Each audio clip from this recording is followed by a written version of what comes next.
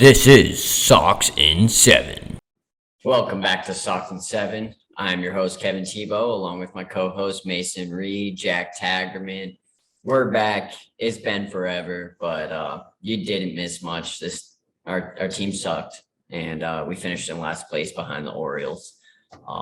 Anything you have to say about the season, Reed? Yeah, so kind of like stopped doing the podcast because the team was really bad. There was nothing to talk about besides the fact that we suck, and we already talked about that enough. So that was like all it really came down to. But yeah, the postseason has happened now. It's getting ready for the World Series on Friday, so we'll break it all down. You got any thoughts on the season? Same thoughts. Kind of gave up halfway through there. You're like it's like mid-June, July. You're up in the wild card and you just fall apart. Couldn't stay healthy, but I mean, you got to have pitching and you got to have depth if you want to go far, and they just didn't have that. Yep, For sure. So that'll do it for the first Red Sox portion. We'll get back to the Sox later, but let's talk about this postseason. It's been a wild postseason. Astros haven't lost a game yet. Phillies have the juice. They're going down to the Fall Classic. Who do we got? Who's MVP? I think that I'm gonna start. I'm gonna say that like there's a lot of people out there saying that like hold on, I can't talk like this. All right, there's a lot of people out there saying like this and that about the Astros, like oh they haven't been tested, oh like they're not playing their best ball. But like I think they have been tested. I think the Mariners gave them like a really good run for their money. They had to grind and win those games, especially the 18-inning game, especially when they were down 7-3. I personally like the Astros. I've been betting on the Astros. They're a wagon. They're really good. Valdez is disgusting. Probably one of my favorite pitchers in the league. McCullers, gross. Christian Javier, gross. Obviously, Verlander's going to win Cy Young, even though I'm not the biggest fan of him. Their pitching staff is nasty. Their bullpen is nasty. It's just really hard to score runs off of this team. For sure. That would be my pick. I'm going to say Astros in 6, despite me wanting the Phillies to win. It's Astros versus the world. Tags, who you got? Yeah, I love the Phillies, and I'd love to be able to say I think this will even go 6 games, but I got the Stros at 5. I think if the Phillies want to win, they have to continue to just be the hottest team on the planet. They're gonna have to win games, score an 8-9 type of games. But I just don't think that's possible with the Astros pitching, especially with a week off. Everybody's arms fresh. MVP, shortstop, Jeremy Pena. The Providence native, UMaine graduate. He's a beast, bro. He is a beast. He's been carrying them this postseason. For sure. And I think shipping off Correa was probably the best thing that the Astros could have done. Yeah, fuck that guy. Yeah, that guy sucks. But I'm gonna, be the optimist and hope that the Phillies take it in 7. I'm gonna go with Rhys Hoskins as the MVP. He's the hottest man on the planet. He looks like Kike from last year, and he just hits a home run to 2 home runs every single game. Yeah. And then Bryce Harper right behind him doing the same thing. Kyle Schwarber's hitting nukes. He's getting hot because he started off the postseason terrible, and now you just can't sneak a pitch by him or it's going 450. That's about it. I think that Rhys Hoskins definitely really hot right now. But the thing that I think about the Phillies is like, to be honest, they really just like break at home, and on the road like they have a tough time. Like I think all those guys love hitting in that ballpark, and it's just something about it. Like you saw it during that Padres series. They easily won all 3 games at home. They were down 4-0, put up 3 in the first in that game 5. Like they love hitting the baseball in that stadium, and I think it's going to be difficult for them in the fucking Minute Maid or whatever that stadium's called. Minute Maid, is that it? Yeah. Yeah, I think it's going to be hard for them, especially against that pitching staff. But like, to be honest, the series also really comes down to the Phillies bullpen, because if they have the lead, if they can hit off of, say they get 3 off of Verlander, they're up 3-1, their bullpen is very shaky. Like Alvarado can walk a lot of guys. I guess their best reliever this year has been Sir Anthony Dominguez. Yeah. He's good. He can like fire some strikes and get ground balls, but like besides them, like it's really shaky. And besides Wheeler and Nola and the starting staff, they're gonna have a really hard time. For sure, because Yordan Alvarez is him, and he might be the best hitter in baseball. Dude, if there's one thing I can promise you, whether it's 2-0, 1-1, 0-2, Citizens Bank Park's gonna be loud for game 3, bro. I'll tell Oh, you yeah. that much. I wouldn't I want to mean- play there even if you're up 2-0, bro. 100%. That those Philly fans are crazy right now. We got the Eagles hot, Sixers suck, but you know, Philly's strong right now. Awesome environment. This shit was so fun to watch last series. Definitely. And you got the team doing bat spikes, bat flips. It's a great scene. But speaking of a not so great scene, Before we get off the World Series, my pick officially, I sprinkled Jordan, I sprinkled Jeremy Pena, but I think it's gonna be Kyle Tucker. That is my boy. I think he gets really hot this series. for sure. But let's talk about the Bronx. Troubled times, getting swept in the ALCS. Haven't been to the Fall Classic since 2009, Despite being in the playoffs the last 6 seasons. That's horrible. and Get it being together. top 3 in payroll every year. I mean, people are gonna say, oh, it's because Benintendi got hurt. Oh, it's because we didn't have DJ LeMahieu. Shut the fuck up. You guys are wrong. You guys suck. Nah, All there is to it. I saw a stat. It was something like the Yankees throughout the playoffs. It was something like 150 they hit. The only reason they even made it to the ALCS was all their hits were just bombs. I think this has to be in this podcast. Like watching the Yankees, especially against the Astros, but also against the Guardians. Josh Donaldson is the worst baseball player in the league. He is fucking horrible. I hate that guy, and he sucks, bro. He sucks. He's so bad. He strikes out every single at bat. He looks fucking silly up there. And not to mention, he's just a fucking douche. Like, he sucks at baseball and acts like he's God. Like, shut the fuck up, dude. You're Yeah, I hate that terrible. I think like the thing is too with the Yankees this year, like they've always been like the bad boys, right? Like they're douchebags, like everyone hates them. I don't think they really had that like kind of like ego to them this year. Like I think you need to have that as the Yankees. Like it's just like everyone's gonna hate you no matter what. And like you just have to have that. Like Judge is a likable guy. He's not like fist pumping and shit and like going crazy like Bryce Harper is when he gets a double. Like he's not like riling up the crowd. Neither's fucking like I guess IKF is their most like out there player. Like he'll get fired up, but like they just don't have a bunch of those guys. And like I feel like that's kind of why they suck. And the rest of their pitching besides Cole sucks. Like Cortez is a pussy stuff. Like get ready to play. Going off of that, like the mindset in New York for damn near the past decade has just been how are we gonna choke in these playoffs? And everybody on the team's thinking it, whether they say it or not. Like they recently have a reputation of having one of, if not the best roster in baseball and doing nothing with it. Did you see that they watched Red Sox highlights from 04 and FaceTime Big Poppy when they were down 03? Like how piss poor of a franchise do you have to be to ask help from your rivals? The best rivalry in sports. Like team is poverty right now. That franchise sucks. And I just don't know. They're so terrible and cringy and just awful. If Josh Donaldson's on that team again next year, they're not doing anything. So I can guarantee that. Huge offseason for them. You don't know what's going to happen with Judge. Their coach, you don't know what's going to happen. Cashman, you don't know what he's going to do. They're both going to get extended. There's nothing like there's no way they don't sign both of them. Like it's just New York. Like they're going to give them the money, and like that's good because they suck and they don't know how to win. They know how to win in the regular season, but not in October. So. On the other hand, who I don't think is staying, Judge is gone. I was listening to his post-game press conference. He was talking in the team in the past tense already. Like he's so ready to leave. You can just see it.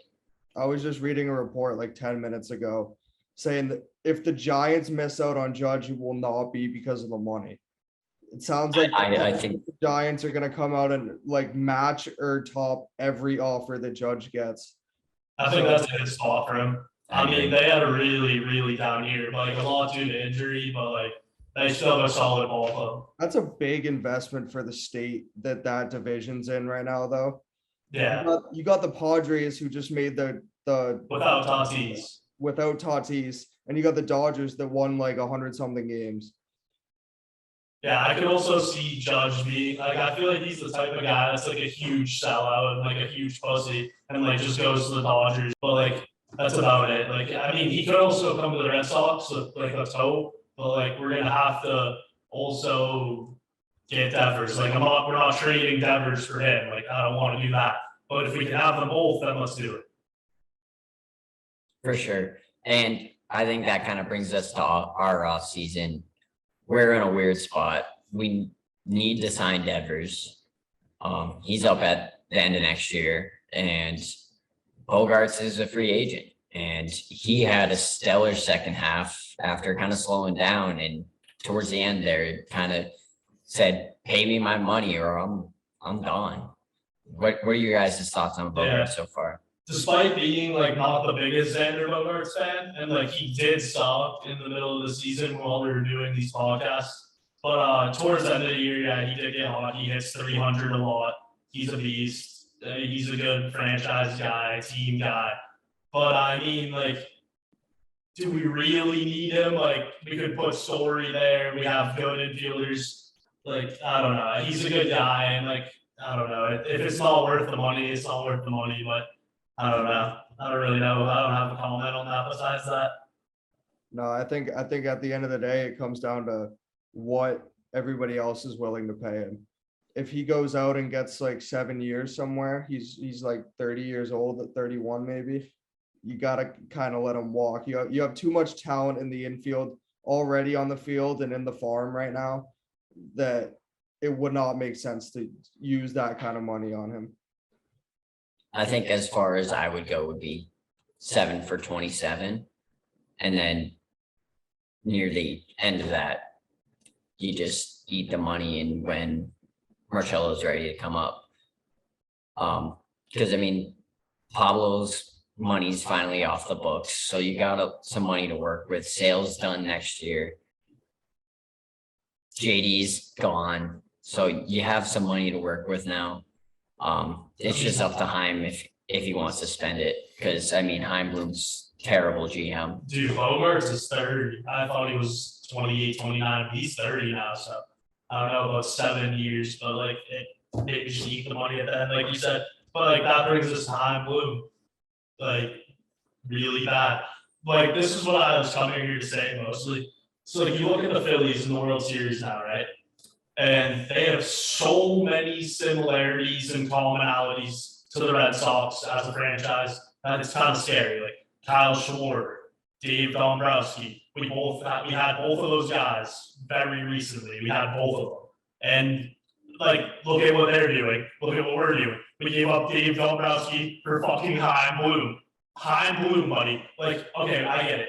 You play the analytical baseball. You think you're the greatest GM ever. Like you're bringing the new era of GMs, bro. Like you gotta like do something first. Like I get it, the Rays. Like we're good with you. Like you did all right, bro. You went to the World Series. Good for you, dude. But like, bro, like I don't know. It's just like so many commonalities and similarities, like fan base wise, players wise, ownership wise, everything. And it's just like that should be us. Like that should be us. If we had tapped Dombrowski, who's saying that's not us right now, but like we have some pussy that's named Chaim, so that's chill.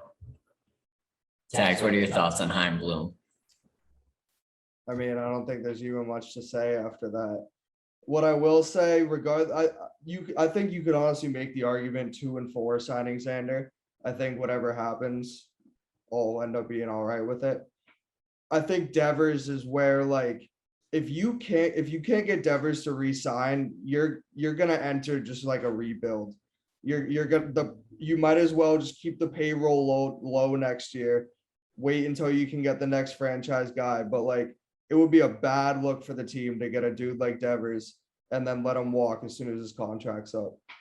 Yeah, and like The next thing I was going to talk about is our pitching, which is obviously really bad. But like, if you get rid of Devers, that's exactly what you said. Total, complete rebuild. Like that's banking on Meyer to turn out and be a star. That's banking on so many guys in the system to turn out to be stars. That probably won't be according to history. So I don't know. Like, it's really, really, really important that you give Rafael Devers the money and that he stays here. Because if he doesn't, and he goes to another team, I'm cheering for that team. It's that simple. And that's why I'm kind of in the re-sign Xander category, because we had so many top prospects just not turn out recently. And Chaim didn't ship them off when they were high. And so what's to say Marcello, 5 years from now, he's top prospect hitting 300 in AAA, comes up and just sucks. Like Cassis hit a couple bombs, but he still hit what 175. I really like Cassis stuff. I do really too. Like him. I think we needed, like, every team needs an everyday first baseman, and we didn't have that at the beginning of the year. And that's something why we didn't pull away with a lead or anything. But I really like him. I think if he can get his average up, work in the offseason, hit contact, hit the other way, I think he can have like a 250, 260, 30 bomb season for a lot of years. Like, he can rake baseballs. I could see that. But a lot of people forget we have Eric Hosmer under contract. Are we going to pick up his option, or what do we do with Eric Hosmer? Do we want to lefty for first baseman, or are we shipping him off saying we don't need Eric Hosmer? I mean, first base has been was a weakness for the whole year. You know, you go out of the deadline when you're still competing, you get Hosmer. That obviously wasn't the answer, and honestly, it didn't even look like first baseman was the issue. I think the biggest issue that needs to be addressed once you figure out what you're doing with Xander and re-sign Devers is you got to go out and get some pitching. You look at teams that have succeeded in the playoffs this year, it's pitching. Unless you're like the Phillies, who, I mean, their pitching's not bad, but it's always going to be one team that gets super hot. And I was saying this to you guys the other day. If a team doesn't get hot, it's just going to be which team can pitch better. And I think what shows the best, other than Matt Barnes, everybody in our bullpen is making league minimum. Like, Chaim didn't pay anybody for the bullpen, and it showed. The bullpen sucked. When you have Hirokazu Salamore coming in a one-run situation, he throws the ball over the third baseman's head. No shit, you're not going to win a lot of games. Like, and then we just started DFAing guys left and right at the end of the year. So we just drained our farm system of all of the prospects that we had for pitching, and they all sucked. If I have to watch Salamore trot out in the 8th in a 2-1 ball game again next season, I don't think I can watch the Sox anymore. Yeah. All right. So, like, towards the end of the season, nobody was really watching the Red Sox anyway, so it didn't really matter. But here are some of the guys that ended up coming out of the bullpen for us at the end of the year. So there's obviously Schreiber, who was good, little shaky sometimes. How, like, I guess decided that he didn't really want to pitch. Austin Davis was all right. I mean, Brazier's all right. I'm a big fan of Brazier. But then, like, after that, it just really drops off, and those guys that I named aren't even that great. Like, let's go through some of these. So there's Caleb Ort, right? You spell Caleb with a K. That guy pitched a lot, 6.35 ERA. Eduard Bazardo. Oh, Bazardo sucks. Really bad. This guy, Zach Kelly. Terrible. This is it. This is him. If you can see it.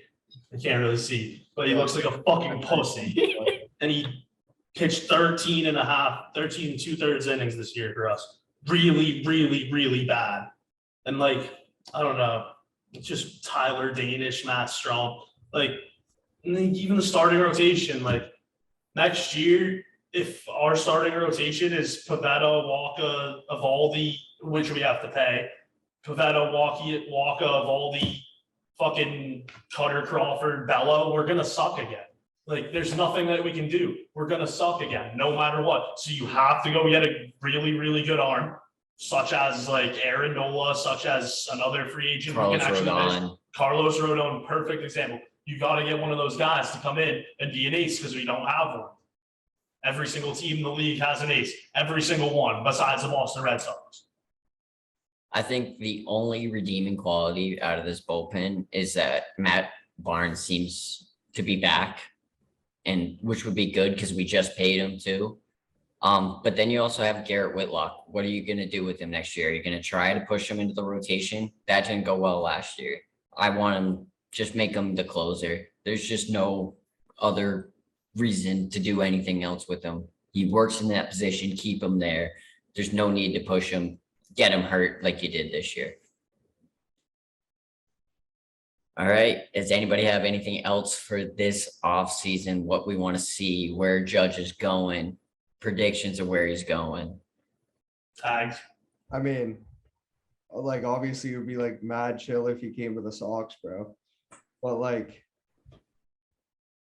we have a franchise player that we haven't re-signed yet. What makes you think we're gonna go dump this? It's probably gonna be $500 million this contract Judge is about to get, and he's also 30, which is wild. He's gonna get 10 to 12 years. And he's going to retire at like 37, 38, and he's going to be making $40 million a year to not play baseball. That's how good of a season the guy just had. And I mean, honestly, cool. If we go get him, we're not gonna though. Yeah, I agree. I think he goes to the Giants. I think it's a good place for him. Quiet. No one really talks about baseball up there. It's all basketball. I think it's a good spot for him. Closing thoughts on Judge and the Red Sox offseason. I would, as of right now, predict he stays with the Yankees, even though like that's probably the most likely. Even though like I don't know, he could definitely do that. It's like no one's really stopping and it's up to him. But my closing thought for the Red Sox offseason is number one, please don't let Devers leave. And number two, if Brian Bello is in the starting rotation next year, I mean, not even just him, like he's fine, he has potential. Like just put him in the pen for next year or something like that. But like if our rotation is as bad as it was this year, if we do not sign at least one really good starting pitcher or two guys that will pitch in the rotation for us this year, we're going to suck again. And we're not going to go 500 and we're going to miss the playoffs. And we're probably going to come in last place because our division is really good. Yep. So Chaim Bloom, you better do something or you're getting run out of town. Peace out. See ya soon after World Series.